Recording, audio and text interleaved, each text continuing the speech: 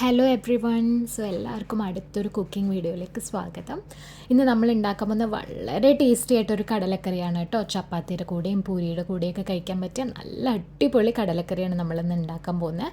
അതിനായിട്ട് ആദ്യം തലേദിവസം വെള്ളത്തിലിട്ട് വെച്ച കടല കുക്കറിലേക്ക് ആഡ് ചെയ്യുക. അതിനോടൊപ്പം നമുക്ക് ആവശ്യത്തിന് ഉപ്പും മഞ്ഞളും ആഡ് ചെയ്യുക. ഇത് നന്നായിട്ടൊന്ന് മിക്സ് ചെയ്യുക. കടലിലേക്ക് ഉപ്പും മഞ്ഞളും പിടിക്കുന്ന പോലെ. നമ്മൾ ഇനി ഇതിലേക്ക് ആഡ് ചെയ്യാൻ പോകുന്ന സവാളയാണ് കേട്ടോ. ഒരു സവാള അരിഞ്ഞതാണ് ഞാൻ ഇതിലേക്ക് ആഡ് ചെയ്യാൻ പോണേ.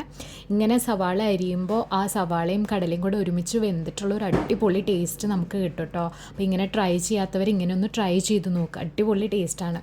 നമ്മൾ ഇതിനോടൊപ്പം കുറച്ച് പച്ചമുളകും കൂടെ ആഡ് ചെയ്യുക. അത് നമ്മുടെ എരിവിനനുസരിച്ച് എങ്ങനെയാണോ വേണ്ടത് അങ്ങനെ ആഡ് ചെയ്യുക. എന്നിട്ട് എല്ലാം കൂടെ നന്നായിട്ട് മിക്സ് ചെയ്തിട്ട് നമ്മൾ ഇതൊന്ന് അടച്ച് വേവിക്കാൻ വെക്കുക കേട്ടോ. സോ അപ്പോൾ നമ്മൾ കടല വെന്ത് സെറ്റായി വരുന്ന സമയം കൊണ്ട് നമുക്ക് ബാക്കിയുള്ള പണികൾ ചെയ്യാം. അപ്പോൾ ഒരു ചീനച്ചട്ടിയിലേക്ക് കുറച്ച് വെളിച്ചെണ്ണ ഒഴിച്ച് കടുക് പൊട്ടിക്കുക. കടുകും കരിവേപ്പിലയും കൂടി ഇട്ട് പൊട്ടിച്ച് അത് നന്നായിട്ട് പൊട്ടി വരുമ്പോൾ അതിലേക്ക് നമ്മൾ അടുത്തത് ആഡ് ചെയ്യാൻ പോകുന്നത് ഇഞ്ചി വെളുത്തുള്ളി ചതച്ചതാണ് കേട്ടോ. ഇഞ്ചി വെളുത്തുള്ളി ചതച്ചതും കൂടെ ആഡ് ചെയ്തിട്ട് നന്നായിട്ട് അതൊന്ന് വഴറ്റി വരുന്ന വരെ നന്നായിട്ടൊന്ന് ഇളക്കി കൊടുക്കുക.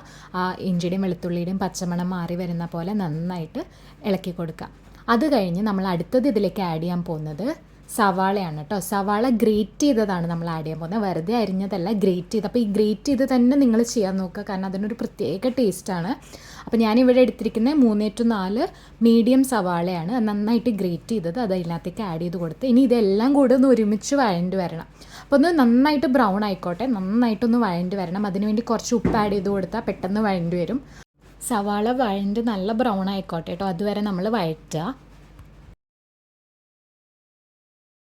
അപ്പോൾ നമ്മുടെ സവാളയൊക്കെ ഇവിടെ അടിപൊളിയായി വഴണ്ട് വന്നിട്ടുണ്ട്. നമ്മളിനി ഇതിലേക്ക് അടുത്ത് ആഡ് ചെയ്യാൻ പോകുന്നത് തക്കാളിയാണ് കേട്ടോ. അപ്പോൾ ഞാനിവിടെ ഒരു മീഡിയം സൈസ് തക്കാളിയാണ് എടുത്തിരിക്കുന്നത്. നിങ്ങൾക്ക് എങ്ങനെയാണോ കടലക്കറിക്ക് പുളി വേണ്ടത് അതിനനുസരിച്ച് നിങ്ങൾക്ക് ആഡ് ചെയ്യാം. ഞാനൊരു മീഡിയം സൈസ് തക്കാളിയാണ് എടുത്തിരിക്കുന്നത്. അതും ഭയങ്കര ചെറുതായിട്ട് അരിയൊന്നും വേണ്ട, എന്തായാലും അത് വെന്തുടയുമല്ലോ. അപ്പോൾ കുറച്ച് വലുതാക്കി അരിഞ്ഞാലും കുഴപ്പമൊന്നുമില്ല. ഇതിൻ്റെ ഒപ്പം നമ്മൾ ആഡ് ചെയ്യാൻ പോകുന്നത് 1 ടേബിൾ സ്പൂൺ പെരിഞ്ജീരകപ്പൊടിയും 1 ടേബിൾ സ്പൂൺ മല്ലിപ്പൊടിയും 1.5 ടേബിൾ സ്പൂൺ കാശ്മീരി ചില്ലിയാണ് നമ്മൾ ഇതിൻ്റെ ഒപ്പം ആഡ് ചെയ്യുന്നത്. കാശ്മീരി ചില്ലി നിങ്ങളുടെ ഇഷ്ടത്തിന് ആഡ് ചെയ്യാം കേട്ടോ. എരിവിനും കളറിനൊക്കെ അനുസരിച്ച് എത്ര വേണമെങ്കിൽ ആഡ് ചെയ്യാം. ഞാനിവിടെ 1.5 ടേബിൾ സ്പൂണാണ് ആഡ് ചെയ്യുന്നത്. ഇതെല്ലാം കൂടെ നന്നായിട്ടൊന്ന് മിക്സ് ചെയ്യുക. ആ പൊടികളുടെ പച്ചമണമൊക്കെ മാറി വരുന്നവരെ നന്നായിട്ടൊന്ന് വഴറ്റിയെടുക്കുക എല്ലാം കൂടി.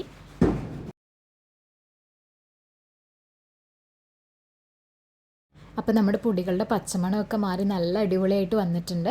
ഇനി ഞാൻ ഇതിലേക്ക് ആഡ് ചെയ്യാൻ പോകുന്ന 1 ടീസ്പൂൺ ഗരം മസാലയാണ്. അതും നിങ്ങളുടെ ഇഷ്ടത്തിന് എത്രയാണോ ഇഷ്ടം, എത്രയാണ് എരിവിനനുസരിച്ച് നിങ്ങൾക്കത് ആഡ് ചെയ്യാം.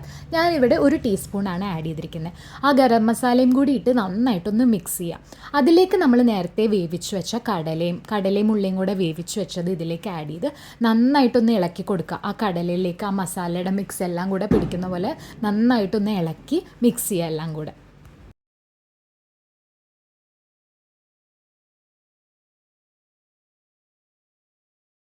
നമ്മുടെ കടലക്കറി തിളച്ച് നല്ല സെറ്റായിട്ടുണ്ട് കേട്ടോ. നല്ല മണമൊക്കെ വരുന്നുണ്ട്. ഇനി ഇതിലേക്ക് നമ്മൾ കുറച്ച് മല്ലിയില ആഡ് ചെയ്യാം.